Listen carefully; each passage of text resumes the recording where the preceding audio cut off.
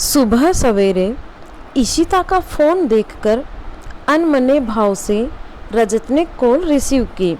Hello पापा, मैं ईशिता बोल रही हूँ। आज से ठीक 10 दिन बाद मैं कोर्ट मैरिज कर रही हूँ। हो सके तो आप आशीर्वाद देने आ जाए। उसकी बात सुनकर रजत ने पूछा, यह अच्छी बात है कि तुम अपना घर बसाने जा रही हो, परंतु लड़का क्या करता है? अशरफ और मैं एक ही विभाग में समीक्षा अधिकारी हैं। क्या तुम गैर धर्म में शादी कर रही हो? जी, अशरफ बहुत अच्छा लड़का है, आपको उससे मिलकर अच्छा लगेगा। उन लोगों से इससे ज़्यादा उम्मीद भी क्या की जा सकती थी? रजत गुस्से से बोले, इस रिश्ते से घर पर सब खुश हैं। आपकी खुशी का मुझ पर ज़्यादा असर नहीं पड़ता। सिर्फ बताने के लिए मैंने आपको फ़ोन किया है। उनके सिर से तो बहुत बड़ा बोझ उतर गया होगा। मैं और दी उनके लिए नहीं, आपके लिए बोझ थी।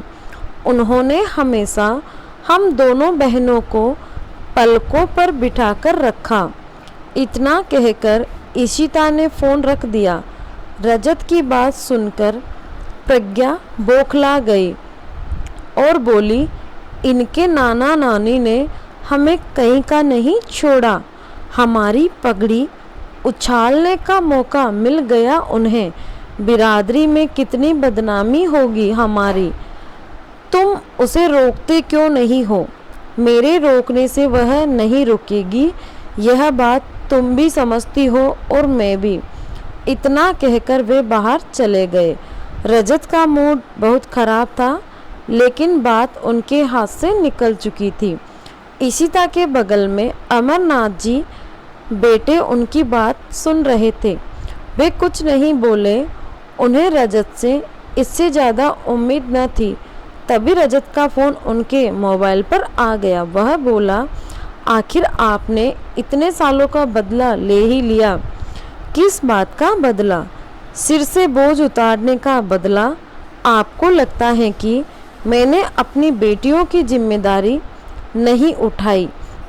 इस घर से आप उन्हें लेकर गए थे, मैंने उन्हें नहीं सौंपा था। आपने उन्हें ऐसी शिक्षा दी कि उन्होंने बिरादरी में मेरी नाक कटाकर रख दी। यह तुम्हारी सोच है, हमारी नहीं।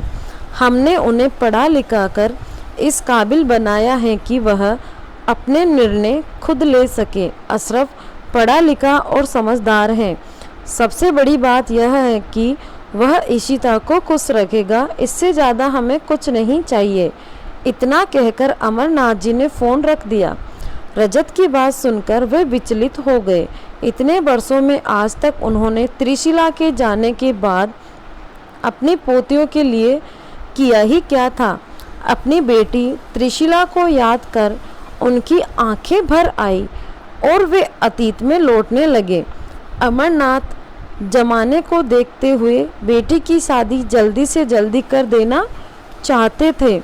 त्रिशिला के इंटर पास करते ही अपनी बिरादरी में एक अच्छा लड़का देखकर अमरनाथ जी ने तुरंत उसकी शादी कर दी। त्रिशाला पढ़ने में बहुत होशियार थी। उसका आगे पढ़ने का मन था, लेकिन बाबूजी की इच्छा के आगे उसकी अपनी इच्छा गौण हो गई। त्रिशाला के पति रजत एक कॉलेज में प्रवक्ता थे। वह शादी करके ससुराल पहुंच गई। अमरनाथ जी ने अपने सामर्थ्य से अधिक इस शादी में खर्च किया था। त्रिशाला की ससुराल में सब कुछ ठीक ठाक चल रहा था। शादी के 4 बरस के अंदर उसने 2 प्यारी बेटियों को जन्म दिया। रजत के घर वाले इतने संकुचित नहीं थे कि लड़की के होने पर शोक मनाते। उन्होंने खुश होकर बच्चों का स्वागत किया। त्रिशाला अपनी बेटियों का बहुत ख्याल रखती। देखते ही देखते वे दोनों 5 और 3 साल की हो गई थी। एक दिन अचानक सड़क पर दौड़ती हुई गाड़ी की टक्कर से त्रिशाला बुरी तरह से जख्मी हो गई और अस्पताल पहुंचते पहुंचते उसने दम तोड़ दिया। इस अप्रत्याशित घटना से सभी बौखलाए हुए थे। कुछ ही पल में रजत और त्रिशाला की खुशियां उजड़ गई। रजत का तो रो रो कर बुरा हाल था। रजत की माँ अपनी पोतियों का मुंह देखकर पछाड़े खा रही थी। अब इन बच्चों को कौन संभालेगा? अमरनाथ को तो जैसे सांप सूख गया हो। इस दिन की तो उन्होंने जीते जी कभी कल्पना भी नहीं की थी।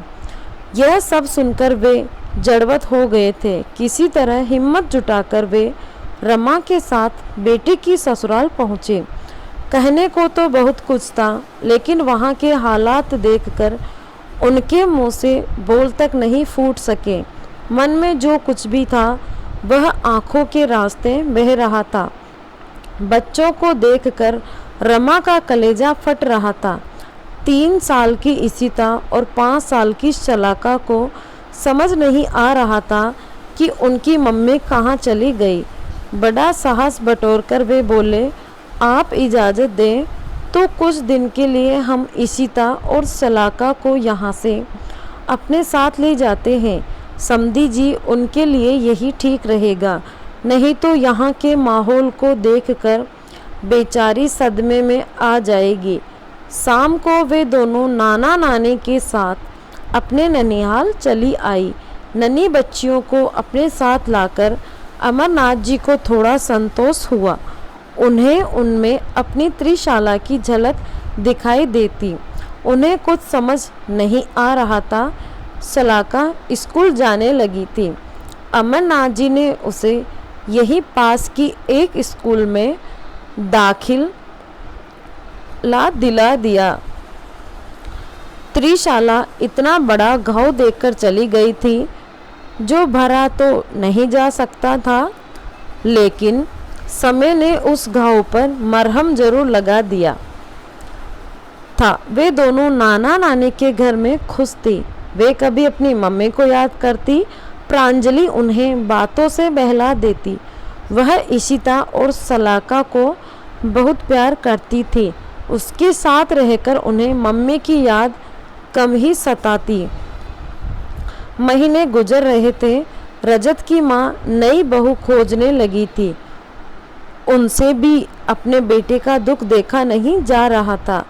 जल्दी ही उन्होंने साधारण घर की प्रज्ञा से सादे ढंग से रजत की दूसरी शादी करा दी और वह उनके घर की बहू बनकर आ गई।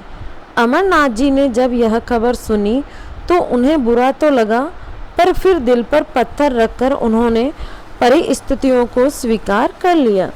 रजत की अभी उम्र ही क्या थी, वह भी जानते थे। अकेले मर्द के लिए जिंदगी काटना इतना आसान नहीं है, और फिर उस पर 2 बच्चियों की जिम्मेदारी भी तो थी।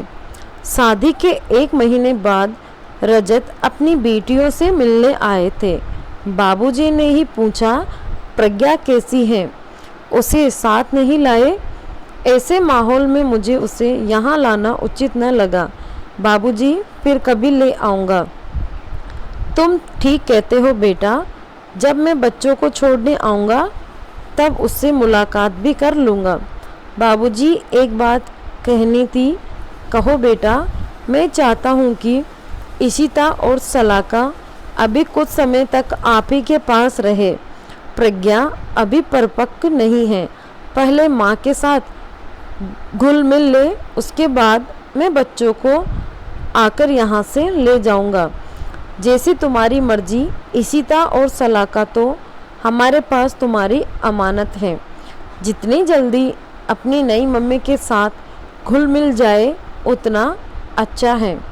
आप ठीक कहते हैं, रजत बोला। थोड़ी देर बातचीत कर रजत उसी दिन घर वापस लौट गया था। उसके बाद वहाँ कई महीनों तक वह नहीं आया। बस फ़ोन से ही खबर लेता रहता और निश्चित समय पर उनके लिए रुपए भेज देता। अमरनाथ जी के लाख मना करने पर रजत नहीं माना तो उन्होंने इशिता और शलाका के नाम खाता खुलवाकर रजत के भेजे रुपए उसमें डाल दिए। एक दिन अमरनाथ जी ने ही फ़ोन से पूछ लिया, था। रजत बेटा, तुम बच्चों को लेने कब आ रहे हो? बाबूजी, प्रज्ञा के पांव भारी हैं। मुझे नहीं लगता कि ऐसी हालात में वह इशिता और सलाका के साथ अपना ख्याल रख पाएगी। सब कुछ ठीक ठाक निबट जाए तो मैं आकर उन्हें ले जाऊंगा। शादी के साल भर के अंदर ही रजत के घर बेटा पैदा हुआ था। इशिता और सलाका ने सुना तो वह भी बहुत खुश हुई। रमा ने बताया था तुम्हारा भाई हुआ है। सच नानी, हम उसे देखने कब जाएंगे? सलाका बोली, अभी शिवांश बहुत छोटा है, कुछ दिन बाद उसे देखने चलेंगे। रमा बोली, उसे खुद भी छोटे बच्चे की जिम्मेदारी के साथ इशिता और सलाका की जिम्मेदारी उस पर डालना अच्छा नहीं लग रहा था। अमरनाथ जी बोले, चलो अच्छा हुआ रजत का परिवार पूरा हो गया।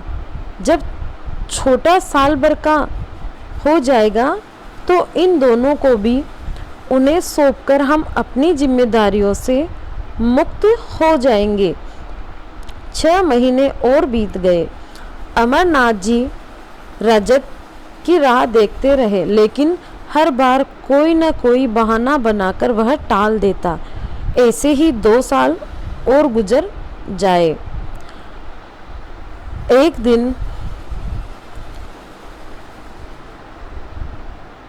रमा बोली, मुझे नहीं लगता कि रजत इशिता और सलाका को अपने साथ रखना चाहता है।